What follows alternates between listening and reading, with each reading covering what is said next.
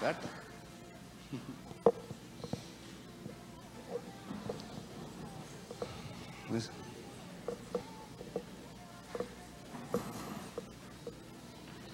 Tinha no último.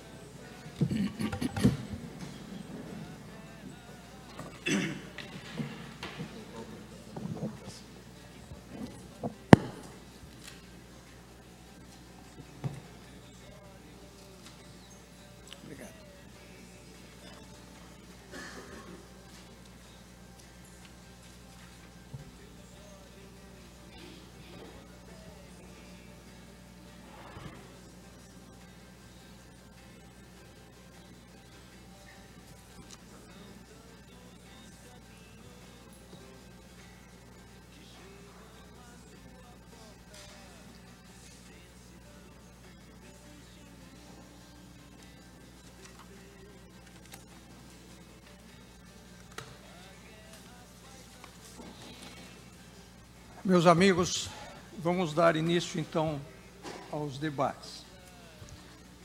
Eu selecionei 3 questões que passaria... Desculpa.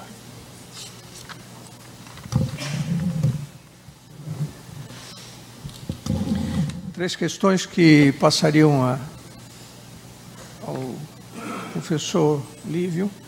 Mas antes, uma questão que não faz parte dessas 3. Qual é o nome mesmo do filme que o palestrante falou? Uma Verdade Inconveniente, do Al Gore, A-L-G-O-R-E, do ex-candidato a presidente e ex-vice-presidente dos Estados Unidos.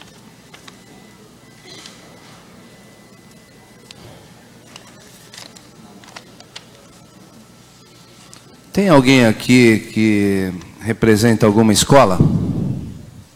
Participa de alguma escola, é professor, diretor? Que grau que é a sua escola?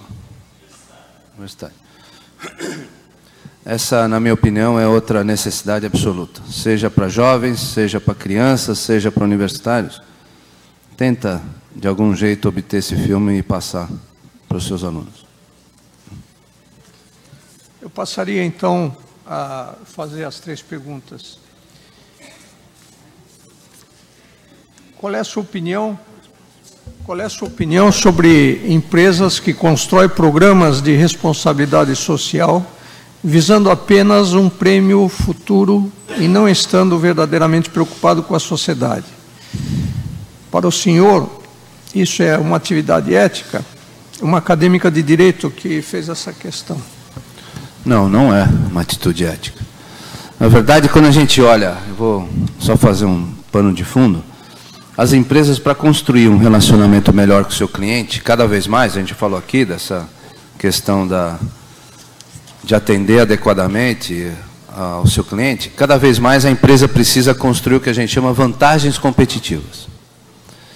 Isso também no campo pessoal, né? Para você namorar, para você manter-se com seu companheiro ou companheira, você tem que construir literalmente, passo a passo, dia a dia, vantagem competitiva, né? Mas na empresa isso é claro, você fala do ponto de vista coletivo. A responsabilidade social, responsabilidade socioambiental, ou a visão da sustentabilidade, hoje é reconhecida no meio corporativo como uma vantagem competitiva. Daqui a 10 anos, eu costumo dizer, tomara que isso vire commodity. Ótimo para o mundo, ótimo para o Brasil, porque todo mundo já entendeu a causa e já abraçou. Mas, por enquanto, é vantagem competitiva. Infelizmente, você pegou... Quem é que perguntou? Pode se identificar, não? Infelizmente, você fez uma pergunta pela exceção e não pela regra. tá certo? Então são poucas, e eu lido com esse tema o dia inteiro. E na verdade isso virou missão de vida para mim nos últimos 17 anos. Eu dirijo o maior prêmio sobre responsabilidade social do país, que é o Top Social. Eu tive a honra de criá-lo e conseguir que o país inteiro participasse e que vários filhotes desse prêmio a gente tenha em vários estados. E até em Portugal, agora que aderiu também ao prêmio. Então, eu lido com isto o tempo todo. E eu posso te dizer que a sua pergunta é absoluta exceção. Sabe por quê? Porque a empresa que coloca a sua imagem para o campo social ambiental, ela tem um dever e uma responsabilidade com a sociedade e com a comunidade enorme. Muito mais do que seu produto ou serviço. Muito mais. Então, a cautela é fundamental. E se fizer errado, vai ser punida absolutamente. Principalmente por vocês, jovens, que estão ligados nessas questões. Então, a empresa que romper por esse caminho vai estourar no primeiro muro e vai ter que rever suas estratégias. Mas, graças a Deus, felizmente, a maioria está tomando a percepção real, idônea, de que o campo da responsabilidade socioambiental é o campo fértil, é o campo da boa cidadania, da boa causa, né? Do lado do bem da sociedade. Tem uma outra pergunta aqui interessante. Diante da constatação de que há necessidade de mobilização pela ética e mudança desse cenário político comprometido, o que o senhor sugere? Que ações? Mobilização. Mobilização. Nós precisamos demonstrar aos políticos, porque no Brasil, infelizmente, ainda a política é exemplo, ela comanda, ela detém o poder, a sociedade se subjuga a ela. É assim no país inteiro. Tá? Pode ser no espaço mais avançado ou menos avançado. A própria imprensa, você imagine se a imprensa parasse de falar dos nomes que vocês têm na mente, que são reconhecidos pela corrupção e pela falta de ética. O político morre. Porque se não tiver imprensa, ele precisa aparecer. Então, a própria empresa não ajuda a comandar isto. Mas quem vai fazê-lo somos nós, sociedade civil. Há 2 anos atrás, nós votamos, né? 1 ano atrás. Deputado estadual, federal, senador, lembram disso? Quem se lembra em quem você votou? Primeira coisa. Não precisa responder. Não precisa ficar vermelho também, que a gente vê daqui. Mais que isso, pergunta mínima. Quem é que sabe exatamente a diferença, e na hora que votou, entre o papel do senador e o papel do deputado federal? Faça essa pergunta a todos que você conhece. 10 pessoas. 9 vão errar. Este é o princípio da cidadania. Quer dizer, como é que a gente quer ser cidadão se a gente não entende nem muito bem o que é esse negócio do voto, que tem que votar todo ano, e 2 anos? E qual é o nosso papel pós? Cobrar. O nosso papel da sociedade é cobrar. Experimente emprestar um livro ou um dinheiro qualquer para um amigo. Não cobra. Ele vai te pagar? Ele vai esquecer também. 90% vai esquecer. Agora, se cobrar hoje, cobrar amanhã, ele devolve. Use desta sua estratégia com os políticos. Aí sim eles vão começar a dar respostas. A pressão é fundamental. E a sociedade civil tem que ter esta postura. Não tem outro jeito. Aí a gente começa a entrar no outro ciclo. Prestação de contas, transparência, sociedade civil cobrando, de novo o ciclo. De repente, quem é cobrado já não precisa mais, porque já entendeu que a sociedade vai cobrar, então, naturalmente, presta contas. Ontem, desculpe, notícia do Senado, né? Os senadores agora vão prestar contas daquele dinheiro, daquela verba que eles recebem de auxílio. Porque até agora, anos e anos, nunca se prestou conta. Então a gente está caminhando. E a gente acelera esse processo se nós, sociedade civil, assumirmos a nossa condição de cidadania. E uma delas, pressão, cobrança. Aí você vai ver como muda.